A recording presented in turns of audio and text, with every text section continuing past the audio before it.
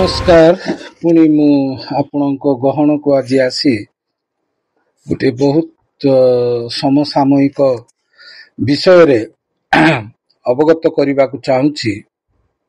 जे वर्तमान विगत किछि मास धरी समुदाय ओडिशा रे उत्तररु दक्षिण पूर्वरु पश्चिम ख्रिस्टियन माननकु गोटे अभियोग रे निंदित करा जाउछि ता होछि धर्मांतीकरण। ए धर्मांतीकरण मूल पछरे कौन उद्देश्य रही सेटा तो परवर्ती समय रे आलोचना करिबा। विशेष करी मु आपण माननकु जो कथाटा कहिबा को चाहूची सेटा होची धर्मांतीकरण उपरे 1967 भारतर प्रथम राज्य ओडिशा जोटा कि the Odisha freedom of religion act अर्थात धार्मिक स्वाधीनतार आईन 1967 आनी थिले एवं एई आईन आसिला पर ठारू धर्मांतीकरण उपरे गुड़ाए विषय आईनगत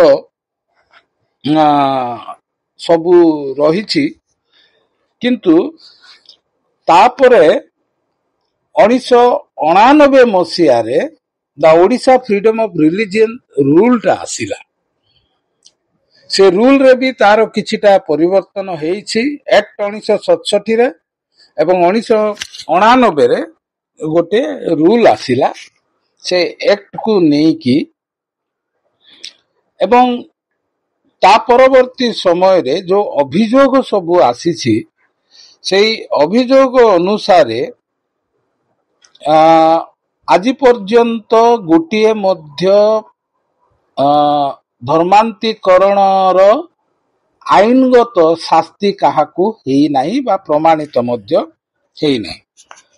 किंतु जे कोनोसी जागारे धर्मांतीकरणर अभियोग आसुछि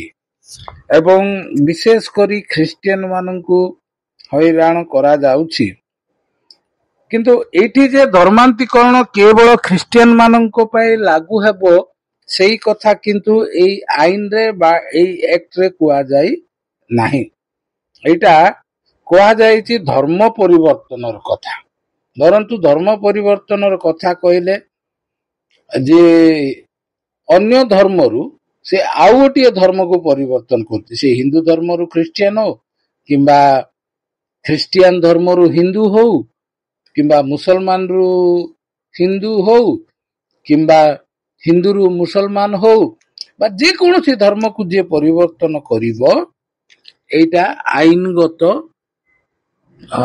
अपराध बोली ए दंडरे कुहा जाईछि बा ए आईन रे कुहा जाईछि। तेणु आमे भी देखुछु अनेक जगार धर्म परिवर्तन होउछि बेआईन भावे बोली अभियोग आसुछि तत्संगे संगे आउ गोटे कथा भी आमे लक्ष्य करूछु जे स्वधर्म प्रत्यावर्तन घर वापसी नारे अनेक लोकंकु ख्रिस्टियन धर्मरु हिंदू धर्म को मध्य धर्मांतीकरण करा जाउछि। ताले प्रश्न रहिला एई आईन सेथिरे लागू हबो ना नाही कारण एथिरे कोनोसी धर्म उल्लेख करा जाई नाही। तेणु आउ परे आमे आगामी दिन रे आउ टिके बेसी आलोचना करिबा कारण वीडियो लंबा हो जिवो तेणु मु आपण मानकर समय बेसी नेबा को चाहुनी। आपण माने जदी आउ आ ऊपर बेसी जानिबा को अछि ताले हमरो परवर्ती वीडियो को देखिबे तापरे आपण माने या ऊपर विभिन्न एडवोकेट्स एवं वकील मानकर परामर्श सहित से मानकर विश्लेषण मु आपण मानकर सम्मुख रखिबा को चेष्टा करिबी। धन्यवाद।